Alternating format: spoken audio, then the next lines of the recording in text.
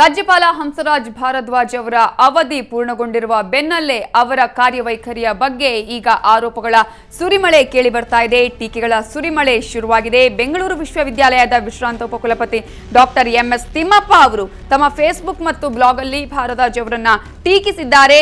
ಕುಲಾಧಿಪತಿಗಳ ಕುಲಾಂತರಿ ಕೃತ್ಯಗಳು ಶೀರ್ಷಿಕೆಯಲ್ಲಿ ಹಂಸರಾಜ್ ಭಾರದ್ವಾಜ್ ಅವರು ವಿಶ್ವವಿದ್ಯಾಲಯಗಳ ಆಡಳಿತ ಕುಲಪತಿಗಳ ನೇಮಕದಲ್ಲಿ ಹೇಗೆಲ್ಲ ಕಾರ್ಯನಿರ್ವಹಿಸಿದ್ರು ಅನ್ನೋದನ್ನ ಬಹಿರಂಗವಾಗಿ ಹೇಳಿದ್ದಾರೆ.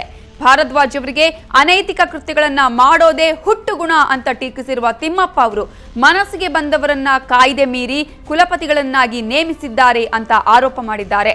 ಭಾರದ್ವಾಜ್ ಅವರು ತಮ್ಮ ಅವಧಿಯಲ್ಲಿ ಅನರ್ಹರನ್ನ ಪೋಷಿಸಿ ರಕ್ಷಿಸಿದ್ದಾರೆ. ಕುಲಪತಿಗಳ ನೇಮಕದ ಸಂದರ್ಭದಲ್ಲಿ ಆರೋಗ್ಯಕರವಾದ ಸಂಪ್ರದಾಯಗಳನ್ನ ಮುರಿದಿದ್ದಾರೆ ಅಂತ ಆರೋಪ ಮಾಡಿದ್ದಾರೆ.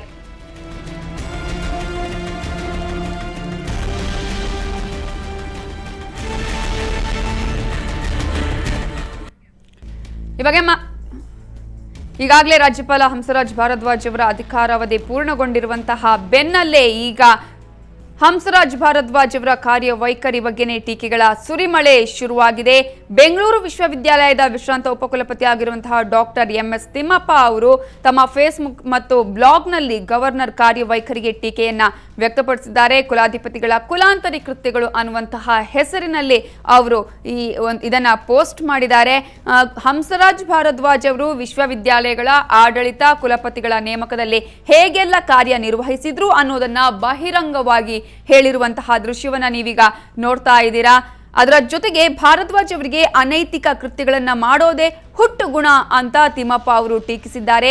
ಮನಸ್ಸಿಗೆ ಬಂದವರನ್ನ ಕಾಯ್ದೆ ಮೀರಿ ಕುಲಪತಿಗಳನ್ನಾಗಿ ನೇಮಿಸಿದ್ದಾರೆ ಅನ್ನುವಂತಹ ಆರೋಪವನ್ನು ಕೂಡ ತಮ್ಮ ಬ್ಲಾಗ್ ಮತ್ತು ಫೇಸ್ಬುಕ್ ಅಲ್ಲಿ ಅವರು ಹೇಳಿರುವಂತದ್ದು.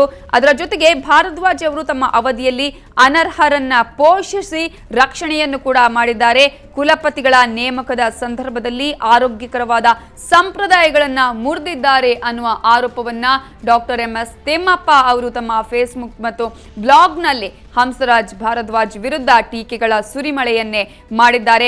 ಯಾಕಂದ್ರೆ ಈಗಾಗಲೇ ತಮ್ಮ ಫೇಸ್ಬುಕ್ ಮತ್ತು ಬ್ಲಾಗ್ನಲ್ಲಿ ಅವರು ಬರೆದಿರುವಂತಹ ಹೇಳಿಕೆಗಳು ಈ ರೀತಿಯಾಗಿದೆ. ಕುಲಾಧಿಪತಿಗಳ ಕುಲಾಂತರಿ ಕೃತ್ಯಗಳನ್ನುವ ಶೀರ್ಷಿಕೆಯನ್ನು ಕೂಡ ಇದಕ್ಕೆ ಅವರು ಕೊಟ್ಟಿರುವಂತದ್ದು.